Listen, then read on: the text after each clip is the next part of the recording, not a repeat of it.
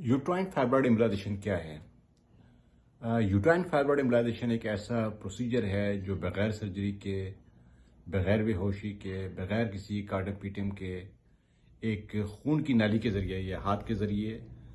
या आपके जो इंग्वाइनल एरिया होता है यानी थाइस के पास से खून की नाली के ज़रिए एक वायर और कैथेटर डाल के और आपकी एंजियोग्राफी की जाती है पेल्विस की, और उसके बाद वहाँ से जो खून की नाली यूट्रस को सप्लाई कर रही होती है उस खून की नाली को बंद किया जाता है। इससे जो खून की अफजाइश से जो फाइब्रॉइड्स पल रहे होते हैं, जिनकी वजह से पेशेंट को सिम्टम्स हो रहे होते हैं, ब्लीडिंग हो रही होती है, पेन होता है, बैकएक होता है, थाइज में पेन होता है,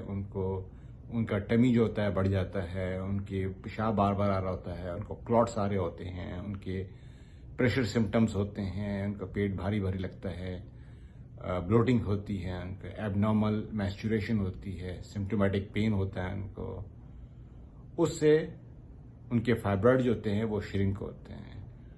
श्रिंक होने के बाद वो फाइब्रॉइड जो होते हैं वो इनएक्टिव हो जाते हैं, वो मर जाते हैं, डेड हो जाते हैं। जो मसल वाले फाइब्रॉइड होते हैं, जिनको हम इंट्राम्यूरल फाइब्रॉइड्स कहते हैं, वो वहीं पर श्रिंक हो जाते हैं। जो सबम्यूकोजल फाइब्रॉइड्स होते हैं वो वहाँ से अपनी जगह से टूटते हैं और बाज़ औक़ात वो पास आउट भी होते हैं। वो ख़वातीन, वो लड़कियाँ जो सिंगल होती हैं, जो शादीशुदा नहीं होती, यंग एज होती है 18 साल से लेकर 25 साल 30 साल, और उनको मल्टीपल फाइब्रॉइड्स होते हैं, उनके अलामात बहुत ज़्यादा हाई होती हैं, एबनॉर्मल ब्लीडिंग होती है, प्रेशर होती हैं, वो गायनेकोलॉजिस्ट के पास जाती हैं और गायनेकोलॉजिस्ट जो है उनको मल्टीपल मायोमेक्टोमी के लिए तरफ एडवाइस करती हैं या उनको हिस्टेक्टोमी एडवाइस करती हैं। बाज़ औक़ात मायोमेक्टोमी के बाद भी पेशेंट के दोबारा फाइब्रॉइड्स जो है वो रिकरेंस होती है, यानी दोबारा उसमें डेवलप जाते हैं और पेशेंट को दोबारा सिम्टम्स होते हैं। या वो ख़वातीन जो अपने आप को हिस्टेक्टोमी से बचना चाहती हैं, यानी बच्चेदानी नहीं निकलवाना चाहती, अवॉइड करना चाहती हैं, वो चाहती हैं कि वो अपने यूट्रस को सेव रखें। तो ये तमाम चीज़ें जो हैं मुमकिन है सिर्फ यूट्राइन फाइब्रॉइड एम्बोलाइजेशन से है। यूट्राइन फाइब्रॉइड एम्बोलाइजेशन जो है एक ऐसा प्रोसीजर है जिसके अंदर पेशेंट के सिम्टम जो होते हैं वो इम्प्रूव होती हैं, पेशेंट का यूट्रस जो होता है वो सेव रहता है, पेशेंट की क्वालिटी ऑफ लाइफ जो होती है बेहतर हो जाती है, और फाइब्रॉइड जो होते हैं मर जाते हैं, डेड हो जाते हैं, तो सिम्टम फ्री हो जाते हैं। यूट्राइन फाइब्रॉइड एम्बोलाइजेशन के लिए वो कौन से पेशेंट हैं जो इस क्राइटेरिया पे फिट होते हैं? वो तमाम ख़वातीन जो यंग एज के अंदर हैं, खा वो सिंगल हों, गैर शादीशुदा हों या शादीशुदा हों, जो इनकी एज 18 साल से लेकर 45 साल तक की हो, जिनको एबनॉर्मल ब्लीडिंग हो रही हो, जिनको सिम्टोमेटिक पेन हो, जिनकी कमर में दर्द हो,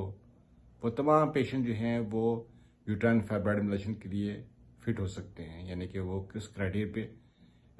बेस करते हैं और उससे उनको फ़ायदा हो सकता है। इसके लिए जो मोस्ट इम्पॉर्टेंट थिंग है कि पेशेंट जो हैं अपने एमआरआई कराएं।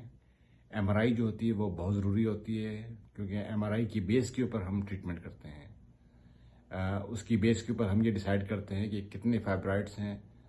क्या लोकेशन है, और इसके उनके फाइब्रॉइड्स की जो है साइज़ जो है वो क्या है एग्जैक्ट, ताकि जब हम उनका प्रोसीजर करें और जब उसका फॉलोअप करें तो फॉलोअप के अंदर हमने ये देखना है कि वो कौन सारे फाइब्रॉइड जो हैं वो डेड हो गए हैं, नेक्रोटिक हो गए हैं, श्रिंक हो गए हैं, और उनका कंपैरिजन पहले के मुकाबले में क्या है। तो ये बहुत इंपॉर्टेंट है एमआरआई।